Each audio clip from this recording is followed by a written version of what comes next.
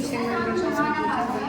मैं कक्षा 10 आगे छात्रा हूँ और आज आप सभी के समक्ष मैं एक भाषण प्रस्तुत करना चाहती हूँ जिसका विषय AI है।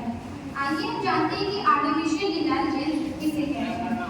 आर्टिफिशियल इंटेलिजेंस, जिसे हिंदी में कृत्रिम बुद्धिमत्ता कहा जा सकता है, जहाँ पर कृत्रिम का अर्थ किसी व्यक्ति के द्वारा बनाया हुआ और बुद्धिमत्ता का अर्थ इंटेलिजेंस यानी कि सोचने की शक्ति है। आर्टिफिशियल इंटेलिजेंस इसे कहते हैं जब कंप्यूटर या मशीनें वो काम कर सकती हैं जिन्हें आमतौर पर मानव बुद्धिमत्ता की आवश्यकता होती है, जैसे देखना, सुनना या फिर सीखना। सोचिए कैसे आप अपने दोस्तों के चेहरे या फिर आवाज़ों को पहचान सकते हैं, या फिर कैसे आप अपने शिक्षक की बताई गई बातों से नई चीज़ें सीख सकते हैं। आर्टिफिशियल इंटेलिजेंस भी वो सब कर सकती है, लेकिन हमारे जैसे आंखों और कानों की जगह मशीनें विशेष सेंसर और प्रोग्राम का यूज करती है जो उन्हें उनके चारों ओर की दुनिया को समझने और महसूस करने में मदद करती है। आर्टिफिशियल इंटेलिजेंस को मशीन लर्निंग के नाम से भी जाना जाता है। आज के युग में आर्टिफिशियल इंटेलिजेंस और मशीन लर्निंग के लिए सबसे ज़्यादा पाइथन प्रोग्रामिंग लैंग्वेज का यूज किया जाता है। आज केरल में एक रोबोट महिला है, मुंबई में टीचर्स का लॉन्च किया गया जिनका नाम आइलेस है, और हांगकांग की एक रोबोट महिला जिनका नाम सोफिया है, उन्हें सिटीजनशिप प्राप्त हुई। अब हम जानेंगे कि इसकी शुरुआत किसने की थी। आर्टिफिशियल इंटेलिजेंस 1950 ईस्वी में जॉन मैककार्थी ने आर्टिफिशियल इंटेलिजेंस शब्द का प्रयोग किया था। वे एक अमेरिकन कंप्यूटर साइंटिस्ट थे जिन्होंने सबसे पहले इस टेक्नोलॉजी के बारे में सन 1956 ईस्वी में एक कॉन्फ्रेंस में बताया था। इसलिए उन्हें फादर ऑफ आर्टिफिशियल इंटेलिजेंस भी कहा जाता है। आर्टिफिशियल इंटेलिजेंस का कोई नया अंश नहीं है, दर्शकों से दुनिया भर में इसकी चर्चा होती है। मैट्रिक्स, रोबोट, टर्मिनेटर और ब्लेड रनर जैसी फिल्मों का आधार भी आर्टिफिशियल इंटेलिजेंस का ही है। अब हम जानेंगे कि इसका उपयोग कहाँ किया जाता है।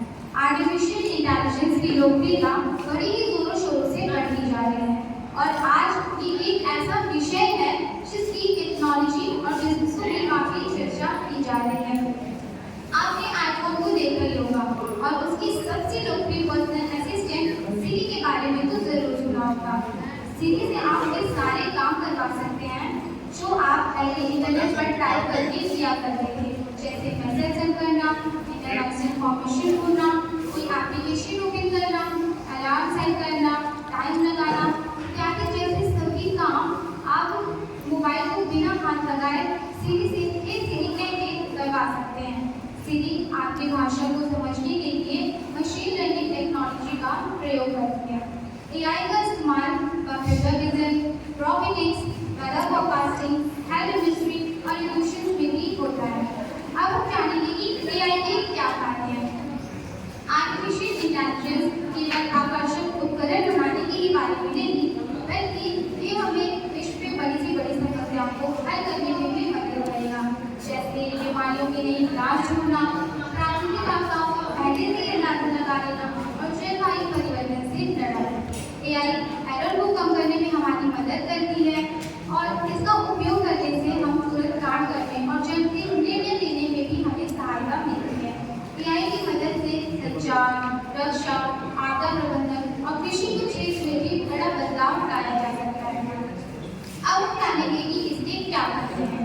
आर्टिफिशियल इंटेलिजेंस के आने से ज़्यादातर नुकसान जो है वो मनुष्य का ही होगा। AI मनुष्य के स्तर पर काम करेगी और मशीनें खुद भी निर्णय लेने लगेंगी और इन पर नियंत्रण नहीं किया गया तो ये मनुष्य के लिए बहुत खतरा हो सकता है, जैसे बेरोजगारी आगे जो आर्टिफिशियल इंटेलिजेंस के शुरुआती दौर में बहुत से सेक्टर में इसकी वजह से लोगों की नौकरियां भी जा रही हैं, इससे बेरोजगारी भी बढ़ रही है। AI वेबसाइट पर फेक रिव्यू और झूठे आर्टिकल्स भी लिखकर सच के लिए खतरा बन सकता है और आतंकवादियों का जो है इंटरनेट पर दखल ज़्यादा बढ़ रहा है। अगर AI के एक गलत हाथ में चला गया तो ये बहुत ज़्यादा खतरा हो सकता है। जैसे एक इंसान पूरी तरह परफेक्ट नहीं होता